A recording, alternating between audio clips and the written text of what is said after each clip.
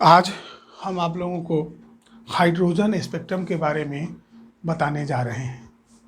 इसके पिछले क्लास में हम लोग ये पढ़ चुके हैं कि किसी भी एटम के अंदर अगर कोई इलेक्ट्रॉन है तो उसका एनर्जी का डिटर्मिनेशन किस तरह से करेंगे। इसके बाद और हम लोग पढ़े हैं कि एनर्जी ऑफ आयनाइजेशन क्या होता है, एनर्जी ऑफ एक्साइटेशन क्या होता है और एनर्जी ऑफ सेपरेशन क्या होता है। लेकिन अब इसमें हम लोग देखेंगे कि energy of excitation, energy of excitation किसको कहते हैं। अगर कोई इलेक्ट्रॉन को एक ऑर्बिट से दूसरे ऑर्बिट में शिफ्ट करने के लिए जितनी मिनिमम अमाउंट ऑफ एनर्जी की ज़रूरत पड़ती है उसी को हम लोग एनर्जी ऑफ एक्साइटेशन कहते हैं। हमेशा एग्जामिनेशन में पूछता है कि फर्स्ट एक्साइटेशन के बाद अगर इलेक्ट्रॉन किसी ऑर्बिट में जाता है या सेकेंड एक्साइटेशन के बाद या थर्ड एक्साइटेशन के बाद तो उस इलेक्ट्रॉन के पास कितनी एनर्जी होती है, इसका डिटर्मिनेशन हम लोग किस तरह से करेंगे। तो सबसे पहले हम लोग समझ लें इसको कि एटम है, ये ऑर्बिट है, ये हो गया न्यूक्लियस, ये n equal to 1, n equal to 2, n equal to 3, ये एनर्जी लेवल हो गया। फर्स्ट एक्साइटेशन का मतलब होता है कि अगर हम लोग एनर्जी इलेक्ट्रॉन को देते हैं तो इलेक्ट्रॉन अगर फर्स्ट ऑर्बिट में है तो सेकेंड ऑर्बिट में चला जाता है, इसको हम लोग फर्स्ट एक्साइटेशन कहते हैं। एक्साइटेशन एनर्जी जो इसमें लगेगा उसको हम लोग फर्स्ट एक्साइटेशन ऑफ एनर्जी कहते हैं। अगर मान लीजिए कि वही सेकेंड एक्साइटेशन के बाद इलेक्ट्रॉन कहाँ चला जाएगा, थर्ड ऑर्बिट में चला जाएगा, यहाँ n इक्वल टू 2 में चला जाएगा और ये n इक्वल टू 3 में चला जाएगा, इसको हम लोग सेकेंड एक्साइटेशन कहते हैं। थर्ड एक्साइटेशन में इसी तरह से फोर्थ ऑर्बिट में चला जाएगा। तो अगर इलेक्ट्रॉन को हम लोग को निकालना होगा कि सेकेंड एक्साइटेशन के बाद या फर्स्ट एक्साइटेशन के बाद कितनी एनर्जी उसके पास रहेगी, ये हम लोग n का वैल्यू पुट करके निकाल सकते हैं। एक लास्ट ऑर्बिट में किसमें वो पहुंचा, इसका वैल्यू हम लोग निकाल चुके हैं कि En equal to -2.18 into 10 to the power -18 Z square by N square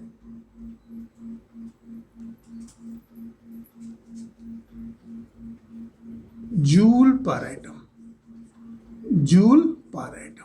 यही होता है। अगर फर्स्ट ऑर्बिट में है तो n इक्वल टू 1 होगा, सेकेंड में है तो n इक्वल टू 2 होगा, थर्ड होगा तो n इक्वल टू 3 होगा। इस तरह से हम लोग एनर्जी का वैल्यू आराम से निकाल सकते हैं। एक चीज और हम लोग देख लें कि रेडबर्ग इक्वेशन, रेडबर्ग्स इक्वेशन पढ़ चुके हैं पहले।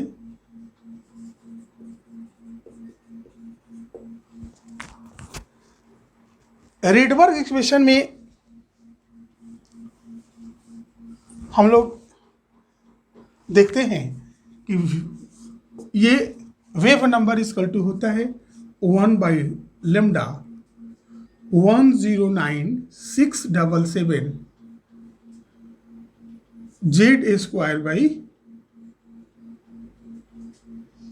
n1 square minus Z square by n2 square. Equal to लिख सकते हैं 1 by lambda equal to 109677 1 by n1 square minus 1 by n2 square into Z square, जहां r रेडबर्ग कांस्टेंट है, इसका वैल्यू 109677 है। इसको हम लोग लिख सकते हैं कि 1 by lambda is equal to 109677 1 by n1 square minus 1 by n2 square. Hydrogen spectrum के बारे में पढ़ाने जा रहे हैं। सबसे पहले हम लोग देखें कि हाइड्रोजन स्पेक्ट्रम है क्या।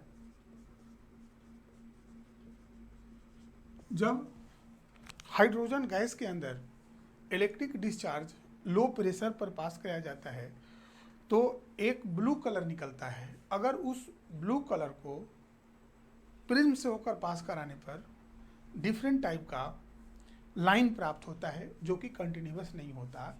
हर लाइन का अपना फ्रीक्वेंसी और वेवलेंथ अलग अलग होता है, जिसको हम लोग हाइड्रोजन स्पेक्ट्रम के नाम से जानते हैं। ये स्पेक्ट्रम कुछ विजिबल रीजन में, कुछ वायलेट कुछ वायलेट रीजन में, कुछ इंफ्रारेड रीजन में प्राप्त हुआ और ये डिफरेंट साइंटिस्ट के द्वारा डिफरेंट सीरीज के रूप में ऑब्जर्व किया गया, जिसको हम लोग फंड सीरीज के नाम से जानते हैं, लाइमन सीरीज के नाम से जानते हैं, पश्चिम सीरीज के नाम से जानते हैं, एक्सेट्रा। अब हम लोग ये देखें कि ये हाइड्रोजन स्पेक्ट्रम का कारण क्या होता है।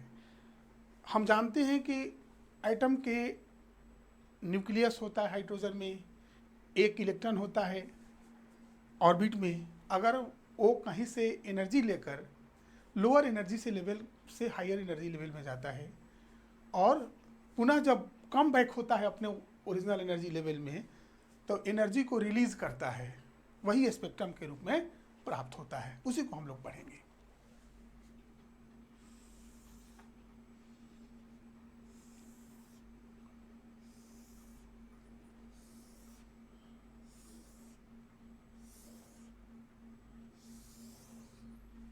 सात N1, N2, N3, N4, N5, N6, N7। ये देख लीजिए स्पेक्ट्रम। डायरेक्ट इलेक्ट्रॉन N7 से N1 में आया, या हम लोग पहले n=6 तक ही लेकर चलें।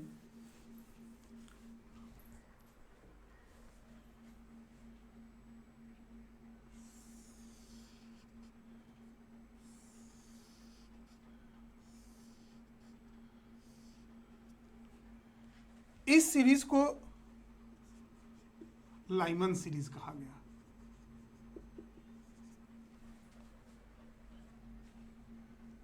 सेकेंड,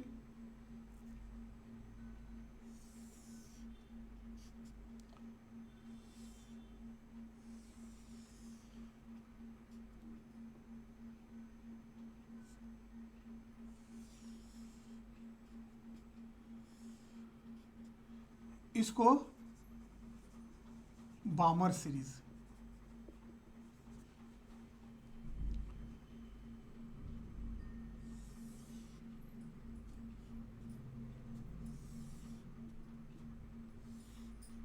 इसको पैशन सीरीज।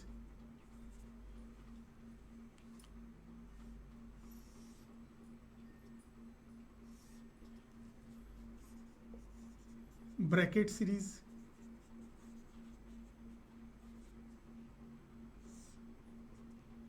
ये फंड सीरीज है।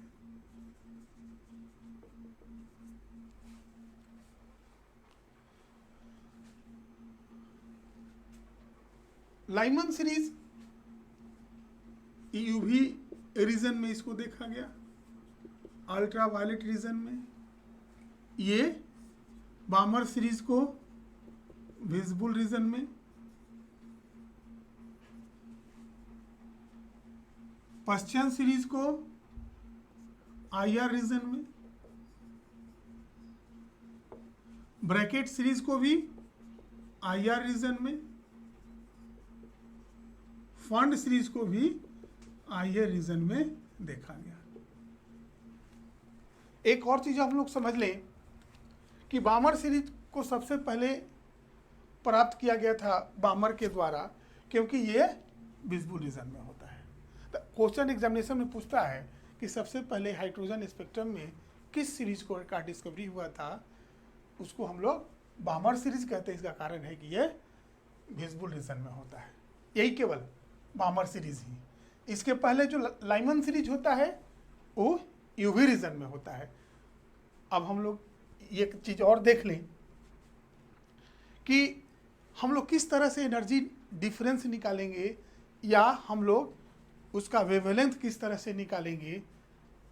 अब हम लोग क्या करेंगे, आर रेडबर्ग कांस्टेंट है, इसका वैल्यू हम लोग को मालूम है, N1 और N2 है, N1 और N2, N1 है फर्स्ट ऑर्बिट, N2 है सेकेंड ऑर्बिट।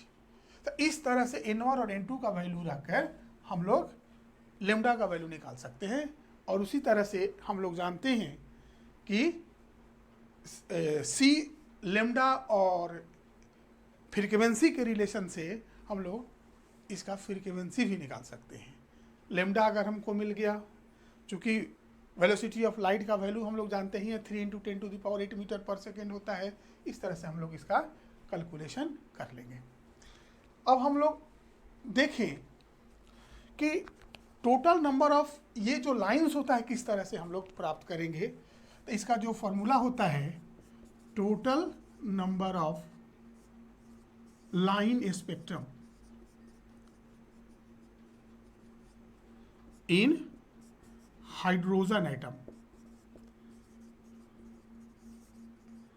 इन हाइड्रोजन एटम, इसका जो फॉर्मूला हम लोग लिखते हैं N2 - N1, N2 - N1 + 1/2, यही होता है।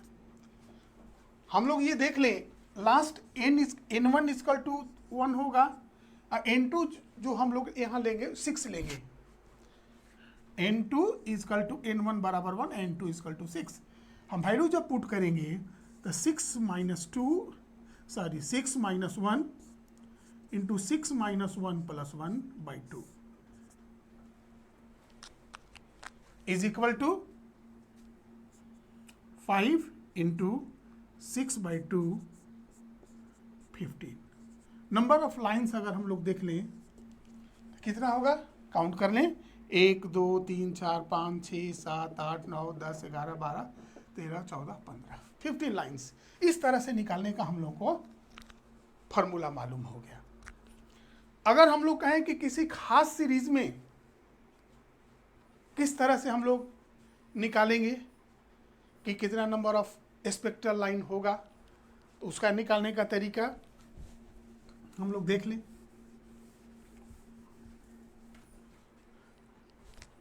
Total number of spectral lines in particular series,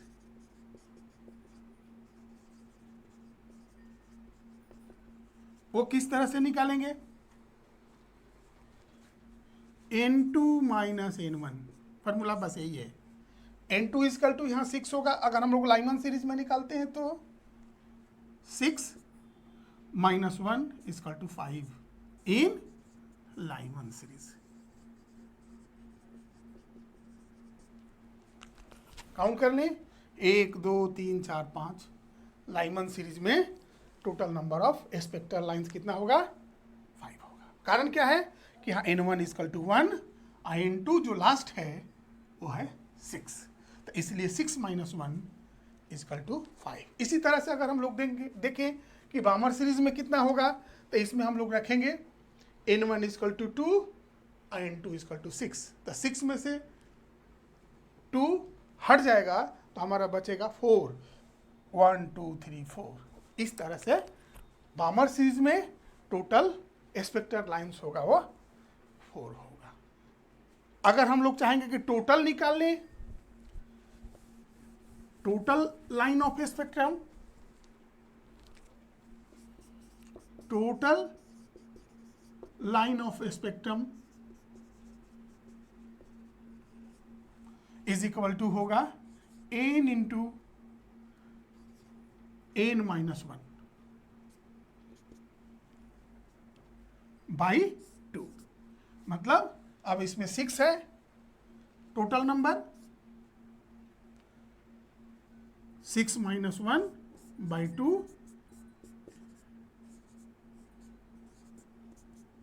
= 15। मतलब यहाँ पर ग्राउंड स्टेट 1 है, और जो लास्ट लाइन है वो n इजकल टू 6 है, the total number of lines of spectrum equal to होगा 15। ये 3 फार्मूला है। सबसे पहला फार्मूला ज़्यादा इंपॉर्टेंट है, वो किसी में लागू हो जाएगा। इसी तरह से हम लोग total number of line of spectrum प्राप्त कर लेते हैं। अब इसको हम लोग मिटा देते हैं।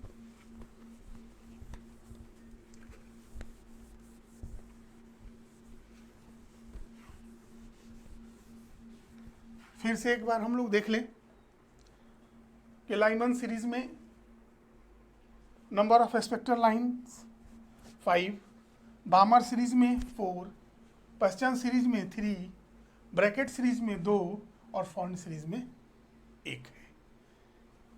अब ये कहाँ से आया, ये हम लोग पहले भी पढ़ चुके कि इलेक्ट्रॉन्स जो होता है लोअर एनर्जी लेवल से हायर एनर्जी लेवल में जाता है और तब वो अपने एनर्जी लेवल में लौटता है, तो जो एनर्जी को इमिट करता है वही स्पेक्ट्रम के रूप में प्राप्त होता है।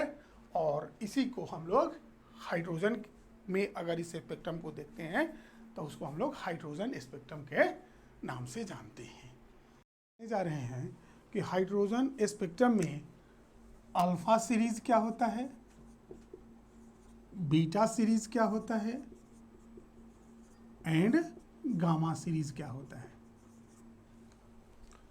तो हम लोग ये देख लें कि first line series, first line of any series, चाहे वो लाइमन सीरीज हो, बामर सीरीज हो, पश्चिम सीरीज हो, कोई भी सीरीज हो, तो first line of any series is called alpha series.